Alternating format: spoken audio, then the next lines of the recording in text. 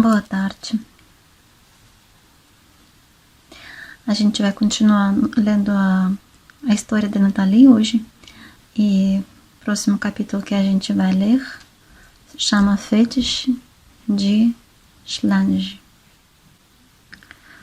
Mas, como diz aquele ditado mórbido, que por trás de todo homem há, no caso dele, não poderia ser diferente. Uma figura dissimulada igualmente a ele, como o peso de suas frustrações na vida. Rastejava como um animal invertebrado por aquele local. Uma deletéria coroca, cheia de compaixão, ansiosa, dramática, árida, estrebuchada, bagre, abaiteia, alcaideia, atarracada, um bagulho só, baranga, bucho, caburé, calhamaço. Contudo, ainda conseguia dar amplos conselhos para aquele grande homem chambaril, enquanto meditava silenciosamente sobre as coisas da vida de Nathalie. Cada instante que ela julgava ser pérfido na vida dela, sentia uma quentura aconchegante entre as pernas e suas feições. Revela uma clarividência subhumana. Eles, juntos, formam, com presunção, vários seres viciosos de vontade enganadora.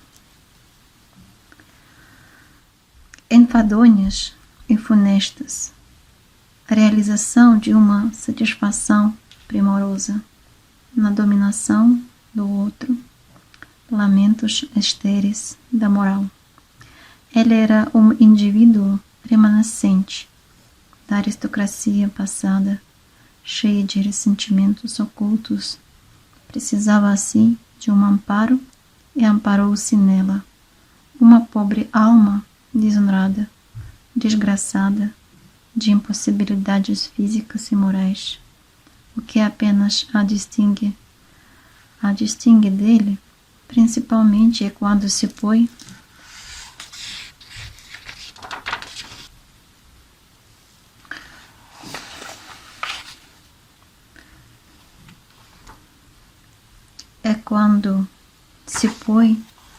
na sua mais sublime ocupação, a da prepotência, sendo ela, do ponto de vista dos outros mais próximos, claramente a mesma coisa que ele.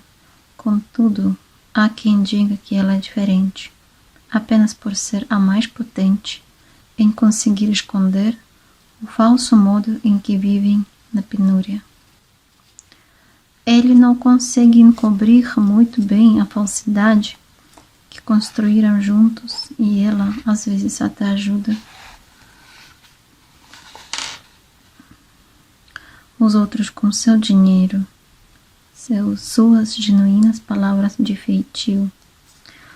Uma dupla de falsários, sendo ela a perjura soberana, não se importando em manter-se assim, caluniadora, pois isso arremete necessariamente à mais pura veracidade das pessoas.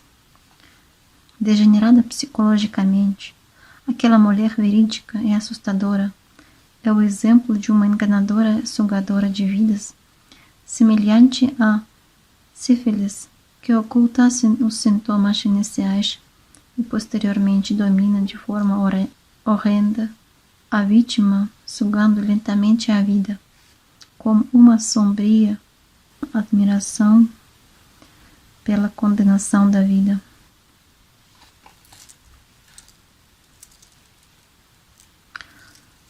Volta-se bruscamente para seus mais próximos. Talvez só aquele homem seja análogo a ela. Ambos conseguiram criar para si um ambiente tão vulgar, hostil, ridículo, angustiante, para se sentirem muito bem e à vontade na vida. um adequado pântano prodigioso para se viver.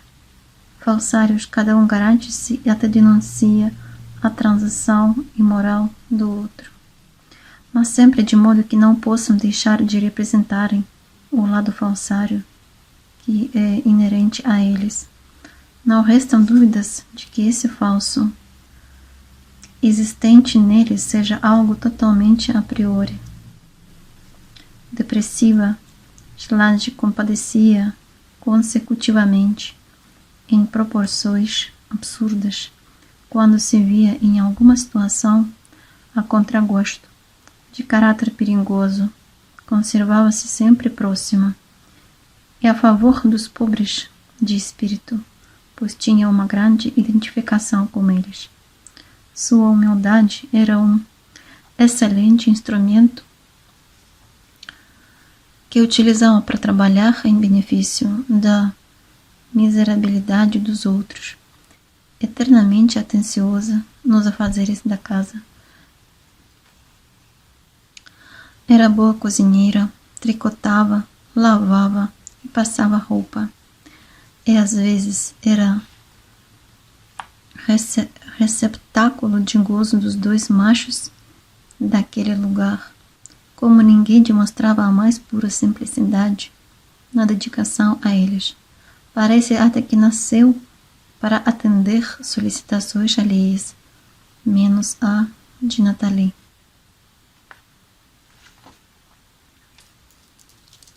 Além da falsidade, ela também tinha em sua essência a curiosidade e o anseio em futricar a vida dos outros.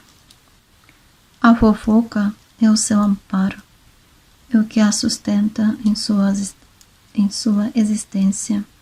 Falsa religiosa de tricô aceitava as novenas em sua casa, para que depois das rezas conseguisse descobrir sobre a vida de outros, e de contínuo se saía com essa. Pegue-se sempre com pensamento em Deus, pois Ele é o único que sabe de verdade. De todo se conforta nosso coração. Deus é nosso único amparo para compreendermos todo o sofrimento do mundo. Continuamente, ao proferir essas palavras, o seu íntimo suspirava em lamentos arraigado de inveja, pois pouco se conformava com o fato de existir alguém que soubesse mais da vida dos outros do que ela. Assim seja, respondiam seus amigos de novena, agradecendo a cada sabedoria transmitida por ela. Ela admirava o silêncio não por gosto, não por lhe trazer paz, mas apenas para conseguir escutar melhor as brigas de seus vizinhos. Adorava ficar escutando a vida de todos. A seus ouvidos foram dados a capacidade de discernir e contemplar a conversa alheia na presença de terceiros. Apresentava sempre uma forma de punição moralista para os fofoqueiros. Colocava-se ininterruptamente pronta para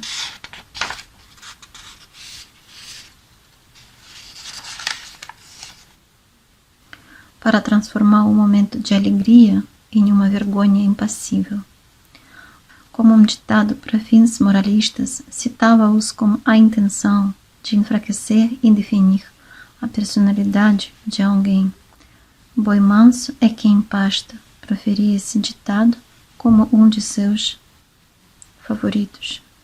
Apresentava Nathalie aos outros e a via sempre como uma afirmação de vontade própria de si mesma, uma caricatura, um disfarce de seus próprios desejos.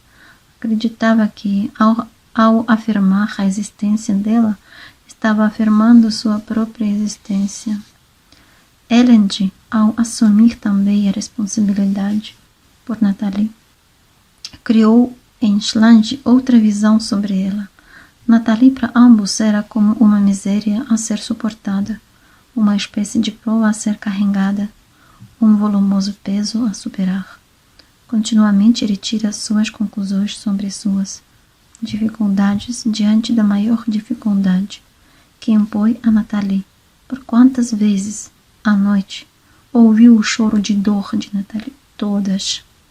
Em busca de um amparo e entendimento, Nathalie a procurou como forma de conforto. Não entendo essas coisas que ele faz comigo. Nathalie fazia esforço para abrir-se diante daqueles olhos vazios de Solange. Até parece que você não gosta. Se não gostasse, não ficava se oferecendo, respondeu Solange. Essas foram as únicas palavras que trocadas entre as duas sobre aquele assunto, tratado todas as noites entre Nathalie e aquele homem. Daí nasceu o desamparo do afeto. Com sua limitação de paixão e intelectualidade profundamente vazia, Solange confunde a violação do outro como um verdadeiro conhecimento colocado pela vida. Seu ideal moral persiste em apreender esse conhecimento, e é sempre a mesma iniciativa que persegue saber da vida do outro, da dor, da alegria, tudo ao máximo do imaginável. Negar a sua vida, esmagá-la sob um peso muito além do que seus joelhos conseguem carregar. Reduzir a vida do outro, reduzir-se apenas como uma força reativa do ressentimento, negar sua relação de responsabilidade com qualquer um, eis a sua suprema pretensão da providência. Quem a observa de longe vê uma pessoa sublime que precisa e até usa a palavra de Deus para demonstrar sua bondade ao homem, mas profundamente ela acaba trocando de forma egoísta e utilizando o nome de Deus como um meio mais profano de cobiça, vaidade e devassidão. Dessa forma, não bastou que o exercício de sua perversidade tivesse utilidade. Por não suportar carregar-se fisicamente, ela se prende a Nathalie em nome dos valores que a cercam, em nome dos valores de uma boa convivência apenas para ela. É claro, o que se passa na cabeça dela, as podridões que reduzem o outro e sobre reduzir o outro, ela adora. A longe da pretensão de vontade própria, Nathalie engrandece sua cumplicidade, pois recusa tal simplicidade. Para Solange, renunciar a todas as vantagens que tal aliança perversa poderia conferir era algo impensável. Os opostos se atraem. Os opostos se atraem? Essa não é regra válida? Para os medíocres, que se reconhecem pelo cheiro putrefato que exalam e se unem pelo medo da vida, os iguais se atraem, os medíocres se atraem, os iguais se reconhecem.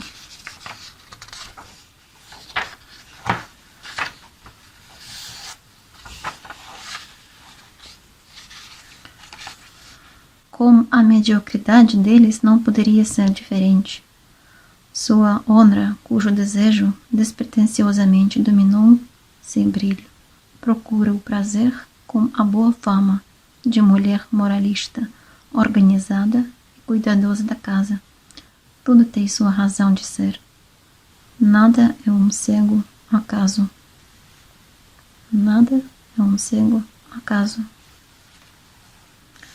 Por aqui a gente vai finalizar. O próximo capítulo vai ser esse aqui. Vamos ver? Próxima vez.